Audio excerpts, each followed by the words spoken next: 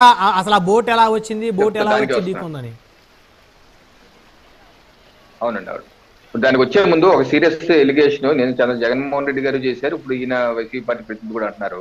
అంటే నేను ఇందాక ఫస్ట్ టర్మ్ లో ఎక్కడ రాజకీయ ఆరోపణలు చేయలేదు, వాస్తవాలు చెప్పే ప్రయత్నం చేశాను. ఏం చేయాలో చెప్పాను. అయితే వారికి కౌంటర్ ఇవ్వాల్సిన ప్రజలు కూడా తెలవాలి.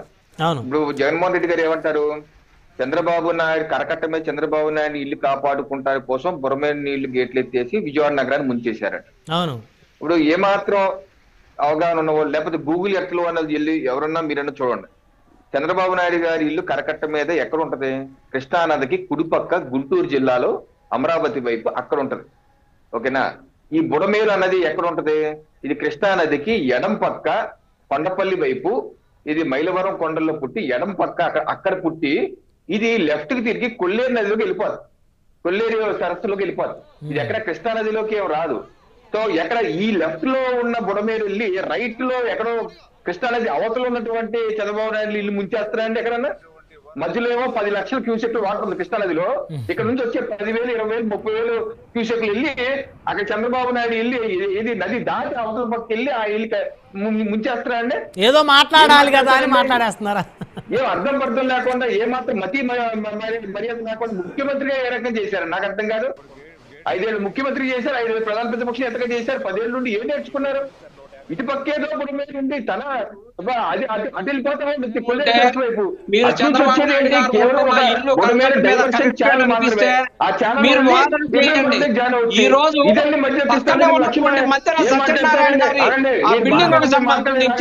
లోపలికి పడవలు పంపించి జనాన్ని బయటికి తీసుకొస్తామన్నారు చంద్రబాబు నాయుడు గారు.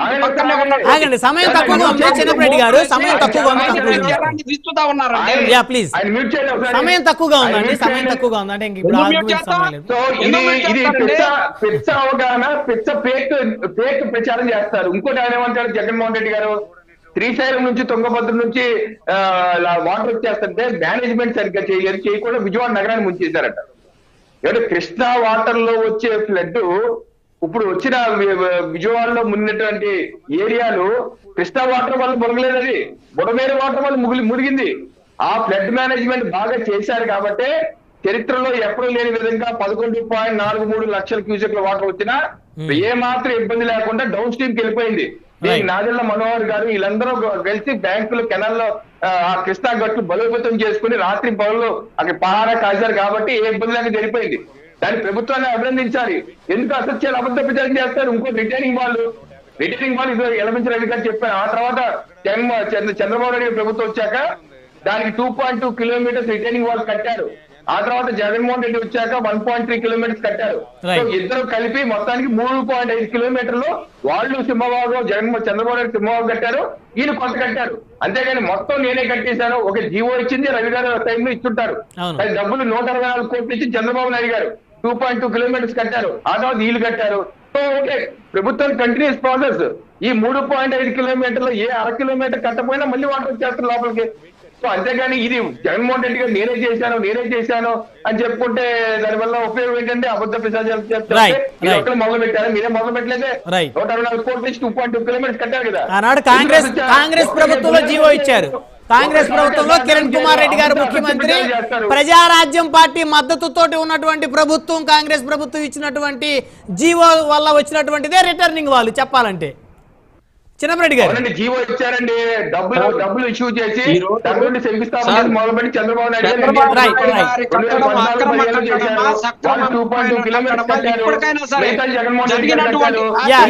రవికిరణ్ గారు సమయం లేదు. జరిగినది ప్రాబ్లం ఉందా లేదా దాన్ని ఇప్పటికైనా సరి చేసేటటువంటి వ్యవస్థలు మన దగ్గర ఉన్నాయి. చంద్రబాబు నాయుడు గారు ముఖ్యమంత్రి గారే, ఆయన గారే దాన్ని ఇనిషియేటివ్ తీసుకొని నేను ఫస్ట్ ఇక్కడ ఖాళీ చేస్తున్నానని చెప్పేసి వెంటనే మంచెన సత్యనారాయణ గారికి సంబంధించి 4 అంతస్తులు కట్టి అక్కడ ఆశ్రమం నడుపుతా ఉన్నారు. మంచి కార్యక్రమం చేస్తే మంచిదే ఎవరైనా, కానీ అక్కడ ఉండేటటువంటి ప్రజలు ఇలా పెద్ద పెద్ద మోకులేసి పైనుంచి మొత్తాన్ని తాళ్ళు మీద దించుతున్నారు సార్. కింద బోట్లు వేసి లోపల బోట్లు కాదండి. చిన్నరెడ్డి గారు, బిల్డింగ్ మునిగిపోతే తాళ్ళు మీద దించుకు ఎలా దించుతారు సార్? బిల్డింగ్ మునిగిపోతే ఎలా తీసుకొస్తారు సార్? బిల్డింగ్ మునిగిపోతే, బిల్డింగ్ మీద ఒక ఫస్ట్ ఫ్లోర్ మునిగిపోతే సెకండ్ ఫ్లోర్ లో ఉన్న వాళ్ళు ఎలా తీసుకొస్తారు కిందకి? తాళ్ళ మీద కాకుండా వాళ్ళు జంప్ చేస్తారా? మునిగిపోవడానికి కరకట్టమ్మట ఉండటం వల్ల మునిగిపోయిందని మాట్లాడుతూ ఉంటే ఒక్కళ్ళన్నా దాని గురించి మాట్లాడరు. పవన్ కళ్యాణ్ గారు డిప్యూటీ సీఎం గారు రాష్ట్రానికి డిప్యూటీ సీఎం లేకపోతే శాంతిప్రసాద్ గారు చెప్పినట్టు ఆ 4 జిల్లాలకు ఏమన్నా డిప్యూటీ సీఎం విజయవాడకేనో పవన్ కళ్యాణ్ గారికి సంబంధం లేదా? పవన్ కళ్యాణ్ గారు కూడా రాష్ట్రానికి డిప్యూటీ సీఎం అండి. సీఎం తర్వాత సీఎం గారు ఆయన కూడా ప్రజలకి నేనున్నాననేటువంటి భరోసా ఇవ్వాలని చెప్పేసి మేము కోరుకుంటా ఉంటే ఈ రోజు జగన్మోహన్ రెడ్డి గారు సార్ ఇందాక శాంతి ప్రసాద్ గారు చెప్తూ అక్కడేదో ఉభయ గోదావరి జిల్లాలో వరదలు వచ్చినప్పుడు ఉభయ గోదావరి జిల్లాలో వరదలు వచ్చినప్పుడు జగన్మోహన్ రెడ్డి గారు తీర్చినటువంటి విపత్తుల్ని ఎలా ఎదుర్కోవాలి అని చెప్పి కలెక్టర్లకు ఒకటే చెప్పాడు. కలెక్టర్స్ ఎవరైనా సరే చివరి ఎవరైనా సరే మాకు భోజనం అందలేదు కానీ పాలు అందలేదు కానీ డబ్బులు అందలేదని కానీ చెప్తే మాత్రం నేను వచ్చిన తర్వాత 4 రోజులు టైం ఇస్తున్నానని చెప్పేసి వారందరినీ కూడా పనిచేసేటట్టు చేసి వాలంటీర్ వ్యవస్థను అనుసంధానం చేసి పనిచేసి పూర్తి చేసిన the great leader Jaganmohan Reddy గారు అండి. అది ఉన్న అవకాశం జగన్మోహన్ రెడ్డి గారు చూపించినటువంటి బాటను ప్రిస్టేజ్ పోయి ఈ రోజు విజయవాడని ముంచేశారు. కూటమి ప్రభుత్వం ముంచేసింది. రైట్ రైట్ రైట్ శాంతి ప్రసాద్ గారు ఇంకొక మాట సార్ ఒక మాట సమయం లేదండి. చిన్నరెడ్డి గారు సమయం లేదు. చిన్నరెడ్డి గారు డిప్యూటీ సీఎం గారు కూడా ఆ ప్రాంతాన్ని సందర్శించబోతా ఉన్నారు. ఆ ప్రాంతానికి వెళ్తున్నారు. హోంమంత్రి గారు డిప్యూటీ సీఎం గారు ఇద్దరు కలిసి ఆ అధికారులతో చర్చిస్తున్నటువంటి ఫోటో ఇది మీకోసం తెప్పించాను స్పెషల్ గా. మీరు అడిగారు కదా పవన్ కళ్యాణ్ గారు ఎక్కడని, ఇప్పుడేనండి లేటెస్ట్. హోమ్ మినిస్టర్ గారు డిప్యూటీ సీఎం గారు. మీరు కంక్లూడ్. సమయం లేదండి, మళ్ళీ రైట్ సమయం లేదు, మళ్ళీ మాట్లాడతాం మీతో. చిన్నరెడ్డి గారు పరిస్థితి సార్ శాంతిప్రసాద్ గారు సార్ ఆగండి ప్లీజ్. చిన్నరెడ్డి గారు మీరు చెప్పారు సమయం లేదు, అందరు కంక్లూజన్ ఇవ్వాలి కదా.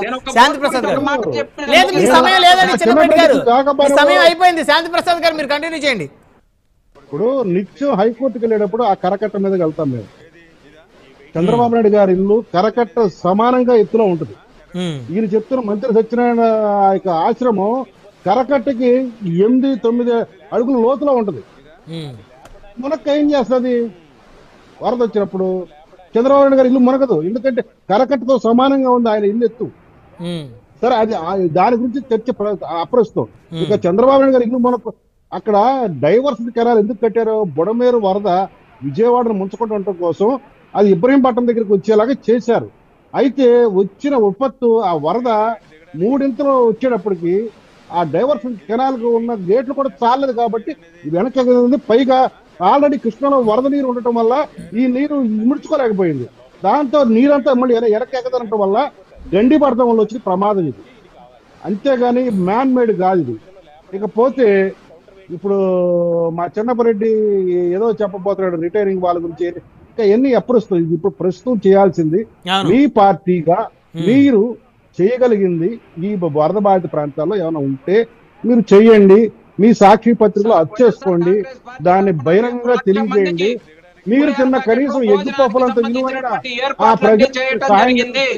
వైఎస్ఆర్ కాంగ్రెస్ పార్టీ ప్రభుత్వం కూటమి ప్రభుత్వం కన్నా గొప్పగా ఆదుకుంటుంది. రేపటి నుంచి ప్రభుత్వం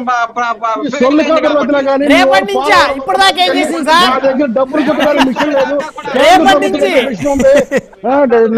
డబ్బులు కొట్టి మీ అందరికి పంచామని చిక్కుబద్దుల పార్టీ గురించి మీరు మాట్లాడండి.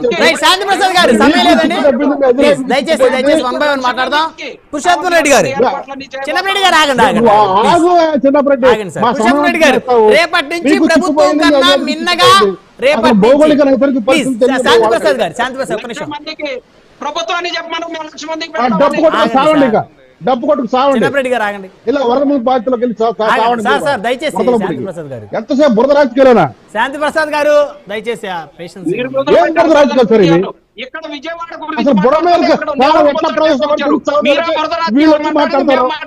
చిన్నపరెడ్డి గారు శాంతి ప్రసాద్ గారు దయచేసి ఆగండి సార్. ప్రజలు వింటున్నటువంటి డిస్కషన్ సార్, ఇది విపత్తు మీద ఈ చర్చ విపత్తు మీద అనేది దయచేసి మర్చిపోవద్దు మీరెవరు కూడా. ఆగండి దయచేసి ఆగండి. చిన్నపరెడ్డి గారు సార్ ఆగండి సార్, మీరు ఆగండి. తప్పించుకోవటానికి వాళ్ళు చేసినటువంటి పరిస్థితులు ఆగండి సార్. ఆగండి పురుషోత్తం రెడ్డి గారు, మిమ్మల్ని మ్యూట్ చేయాల్సి వచ్చింది. మీరు ఆగండి పురుషోత్తం రెడ్డి గారు. రేపటి నుంచి సహాయక చర్యలు చేపడతారంట చిన్నప్పరెడ్డి గారు వైఎస్ఆర్సీపీ నుంచి. జనరల్ గా విజయవాడలో ఉన్న నాయకులు విష్ణు గారు కావచ్చు, అన్ని రాజకీయ పార్టీలు విస్తృతంగా ప్రజలతో సంబంధం ఉన్నవాళ్ళు. అంటే మనకు సంబంధం లేకుండానే వాళ్ళ పాత్ర వాళ్ళు పోషిస్తారు. ప్లాండ్ గా పోషిస్తారు, అన్ప్లాండ్ గా ఇప్పుడు ప్రజానాయకులు కదా. ఇక్కడ టీవీ డిబేట్ ఎట్లా మాట్లాడచ్చు, కానీ వాళ్ళకి సంబంధించిన వాళ్ళు, వాళ్ళ వార్డులో ఉన్న వాళ్ళు, కష్టాల్లో ఉన్న పోనంత అంత దుర్మార్గమైన రాజకీయ నాయకులు ఉండరు. ఖచ్చితంగా వాళ్ళ పాత్రలు పోషిస్తారు. ఇంకా రాజకీయ అవసరాల కోసం ఈ బురద రాజకీయాలు ఇప్పుడు ఎంత వీలైతే అంత పక్కన మీద నెట్టేయడం అనేది ఒక అలవాటుగా నేర్చుకున్నారు. టీవీ డిబేట్లు వేదికలు అవుతున్నాయి. ఖచ్చితంగా అన్ని రాజకీయ పార్టీలు పోషిస్తాయి. ఇంకొంచెం నిర్మాణాత్మకంగా ఆలోచించుకొని వ్యవహరించండి. అన్నిటికన్నా మించి లాంగ్ రన్ లో ఇంకొకసారి ఘటన జరగకుండా ఉండడానికి కావాల్సిన ఏర్పాట్లు చేయగలిగితే వీళ్ళు మహానుభావులు అవుతారు. అయితే ఇక్కడ పురుషోత్తం రెడ్డి గారు సహాయ కార్యక్రమాలు చేసేటప్పుడు కూడా సాధారణంగా రాజకీయ నాయకుల నైజం అంటే మా పార్టీని ఎక్కువ చేసింది, మా అధినేత చేశాడు, లేకపోతే మా పార్టీ శాసనసభ్యులు ఇన్ఛార్జీలు మేమే చేసామనేది ఎవరి కాళ్ళు ఎక్స్పోజ్ చేసుకుంటారు. దాన్ని ఇంకా మనం ఏం కాదనలేము లేని పరిస్థితి. కొంతమంది చేసినా చెప్పుకుంటారు, కొంతమంది చేయకపోయినా చెప్పుకుంటారు. చెప్పాలి కూడా. ఇప్పుడు ఉదాహరణకు ఒక నాయకుడు వెళ్ళి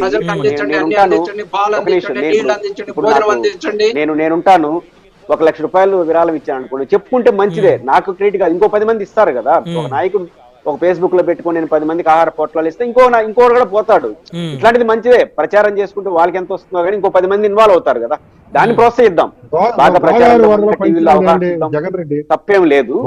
నిజానికి నాకు ఇంకొక అభిప్రాయం ఏంటంటే రాజకీయ నాయకులు ఒక రోజు అధికారులు కంట్రోల్ చేసిన తర్వాత వీళ్ళు సహాయం చేస్తే మంచిది. ఇప్పుడు పోయి వీళ్ళు చుట్టూ 100 మంది పోలీసులు పెట్టుకొని నానా కంపు చేయడం కన్నా పెద్ద పర్సనాలిటీస్ తర్వాత పోవాలి. చూద్దాం ఇప్పుడు సహాయ కార్యక్రమాలు ఎవరు మిక్కిలిగా మిన్నగా పాల్గొన్నారు, ఎవరు ప్రజలకి ఆహారాన్ని అందించారు, ఎవరు ప్రజలను సురక్షిత ప్రాంతాలు తీసుకెళ్ళిన దాంట్లో భాగస్వాములు అయ్యారు అనేది 1-2 రోజుల్లో అంతా ఓపెన్ గా తెలుస్తుంది. ఇప్పుడంటే అంటే మనకు అర్థం అవ్వదు ఎవరు పాల్గొన్నారు, ఎందుకంటే మెల్ల పార్టీ కండవలు వేసుకుని పాల్గొన్నారు కాబట్టి చూద్దాం. 2 రోజులు అయితే తేలిపోతుంది. ఎవరింట్లోంచి బయటకు వచ్చారు, ఎవరింట్లో తలుపు వేసుకొని మరి ప్రభుత్వం మీద విమర్శలు చేశారనేది తెలుస్తుంది. తెలిసినప్పుడు మాట్లాడదాం. ధన్యవాదాలండి చర్చలో పాల్గొన్నందుకు చిన్నప్పరెడ్డి గారు, శాంతి ప్రసాద్ గారు, పురుషోత్తం రెడ్డి గారు, అదేవిధంగా పెద్దిరెడ్డి రవికిరణ్ గారు, అదేవిధంగా మనతోటి జూమ్కాలు అందుబాటులో ఇచ్చినందుకు మాజీ ఎమ్మెల్యే యలమంచిల రవి గారికి అందరికీ పేరు ధన్యవాదాలు. మరి ఇది వాళ్ళ ప్రైమ్ డిబేట్ చూస్తూనే ఉండండి. Keep watching prime.